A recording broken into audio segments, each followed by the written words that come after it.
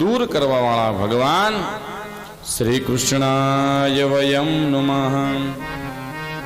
एवा भगवान कृष्ण ने अमे बधाई भेगा थईने पगे लागीए छीए, प्रणाम करीए छीए।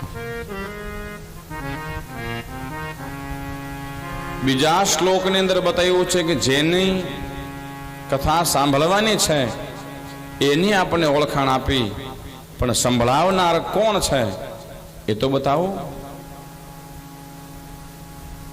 त्यारे सूतजी महाराज कहे छे शौनक आदि मुनियों ने के महाराज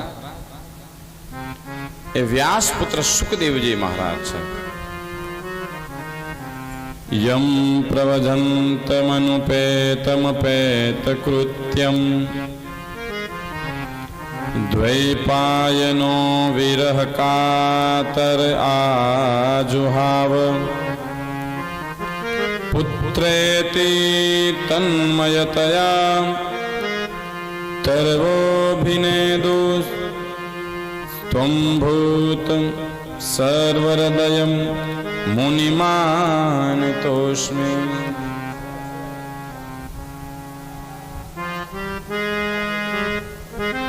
जेनो जन्म पोतानी माताना उदरमांथी 16 वर्षे थयो छे,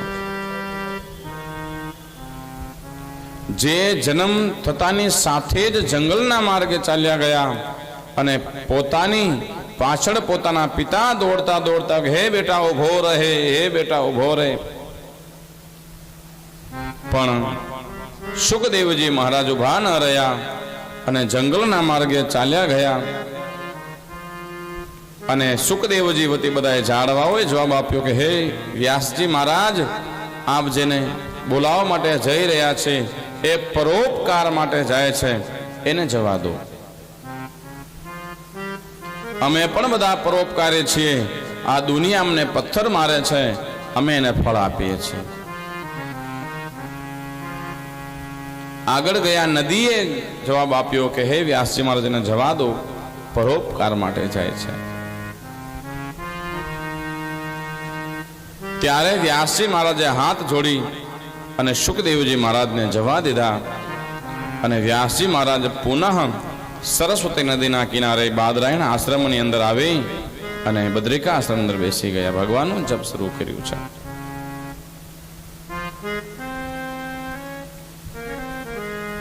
त्यार पछी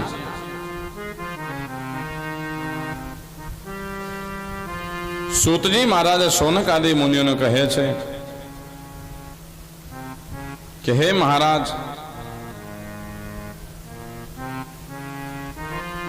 आपने हूँ जे कथा केवा जई रह्यो छुं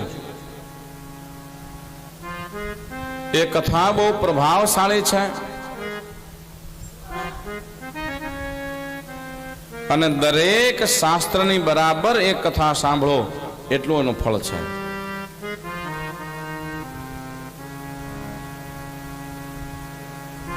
सूतजी महाराज कहे छे कि हे शौनक आदि मुनियो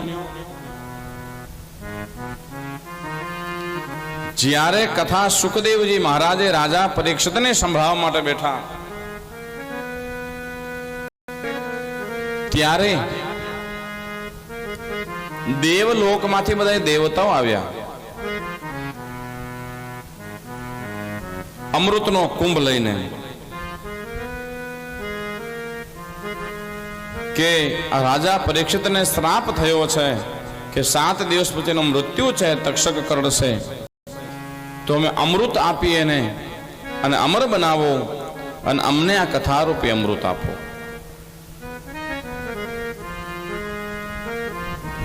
ज्यारे देवताओं सुखदेवजी महाराज ने कह्युं त्यारे सुखदेवजी महाराज कहे छे कि राजन हवे आपने कथा रूपी अमृत पीवुं छे कि देवताओं रूपी अमृत पीवुं छे। त्यारे राजा परीक्षित कहे छे कि महाराज आ देवताओं रूपी अमृत अने कथा रूपी अमृत एमां फेर शुं? त्यारे सुखदेवजी महाराज कहे छे कि राजन आ देवताई रूपी अमृत जे छे એ આપ પાન કરશો, સ્વર્ગ તો મળશે આપને, પણ સ્વર્ગ મળી જશે અને સ્વર્ગ મળ્યા પછી આપનું જ્યાં સુધી આપનું પુણ્ય હશે ત્યાં સુધી આપ સ્વર્ગની અંદર સ્વર્ગનો સુખ ભોગવી શકશો અને આપનું પુણ્ય પૂરું થયું ત્યાંથી આપને ધક્કો મારીને કાઢી મૂકશે, પાછા 84ના ચક્રાઓમાં હતા ત્યાં ને ત્યાં. અને મહારાજ કથારૂપી અમૃત તો બતા દિયા કે કથારૂપી અમૃત જે છે મહારાજ એક વાર પાન કરી લો, એક વાર એનું પાન કર્યું મહારાજ તો જન્મો જન્મ ભગવાનનું ચરણ મળી જાય, પછી જન્મ લેવા પણ રહેતું જ નથી મહારાજ. એ આ કથા છે. તો શું બતાવે છે કથા કે દેવતાઓને પણ દુર્લભ જે કથા છે એ આપણને આજ ગંગા કિનારે પુરુષોત્તમ માસની અંદર સાંભળવા મળી છે. એક બાજુ ભગીરથી ગંગા, એક બાજુ ભાગવત રૂપી ગંગા, એક બાજુ પુરુષોત્તમ રૂપી ગંગા, ત્રિવેણી સંગમ છે મહારાજ. નાતા આવડે તો નાજો મહારાજ. વાતો ચિત્તોમાં મોબાઈલ તો સમય હમણાં વયો જશે 7 દિવસનો, પણ આ અવસર પાછો નહીં આવે. અનમોલ અવસર છે, એક એક ઘડી એક ક્ષણ. પાછો પુરુષોત્તમ માસે 3 વર્ષે આવશે. બને તેટલા ભગવાનના જાપ કરજો, બને તેટલી ભગવાનની પૂજા કરજો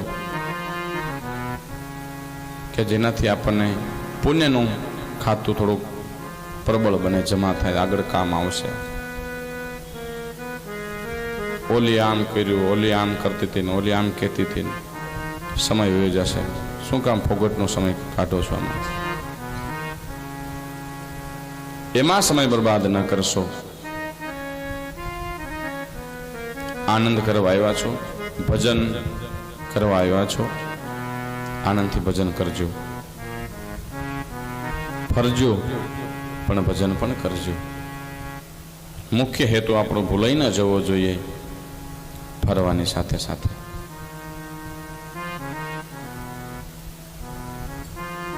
સૂતજી મહારાજ કહે છે કે એક વખત બ્રહ્માજીને મનમાં સંશય થયો કે આ ભાગવત રૂપી ગ્રંથ છે એટલો બધો એનું પ્રબળ ફળ છે, દરેક શાસ્ત્રનું ફળ ઓછું પડે. ત્યારે બ્રહ્માજી બ્રહ્મલોકની અંદર તરાજુ લઈ આવ્યા અને તરાજુ લઈ આવી એક પલડાની અંદર બધાય ગ્રંથોનું ફળ મૂક્યું અને એક પલડાની અંદર આ ભાગવત રૂપી ગ્રંથ મૂક્યું. તો મહારાજ ભાગવતનો ફળવાળો પલડું એ નીચે ગયું, બીજા બધા ગ્રંથનો પલડું ઊંચું ગયું છે.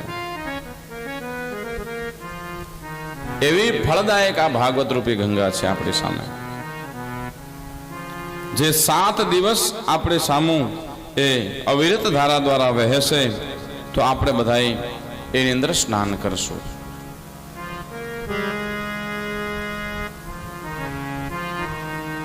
ભાગવતની અંદર સૂતજી મહારાજ કહે છે કે આવી જ રીતે એક વખત નારદ મુનિ ગંગા કિનારે બેસી અને 7 દિવસની ભાગવત કથા શ્રવણ કરી અને ભક્તિ, જ્ઞાન, વૈરાગ્યને યુવાન બનાવ્યા અને દરેકના જીવની અંદર સ્થાપિત કર્યા છે. શૌનક આદિ પ્રશ્ન કરે છે કે 7 દિવસ સુધી નારદ મુનિ બેઠા? હાજી. ત્યારે કહે છે મહારાજ એને તો શ્રાપ છે કે એક મુહૂર્તથી વધારે તમારે ક્યાંય બેસવું નહીં. અને નારદજી એક જગ્યાએ ટકી શકે નહીં. તો મહારાજ એ મને કથા બતાવો કે નારદ મુનિ ત્યાં 7 દિવસ કઈ રીતે શું કામ બેઠા કથા સાંભળો? એને કોઈ પરિવાર નથી, એ કોઈ સંસારી નથી, એને કોઈની જવાબદારી નથી, તો કેમ 7 દિવસ બેઠા? ત્યારે આ સૂતજી મહારાજ કહે છે શૌનક આદિ મુનિઓને કે આપ સાંભળો. એકદા હિ વિશાલાયામ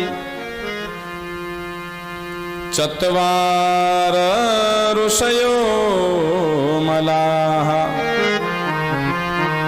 સત્સંગાર્થ સમાયાતા દદસુસ્તત્ર નારદમ. એક વખત શનક આદિ મુનિઓ છે ફરવા માટે નીકળે વિશાલ ક્ષેત્રની અંદર, બદ્રી વિશાલાની અંદર, બદ્રી નારાયણની અંદર ફરે છે.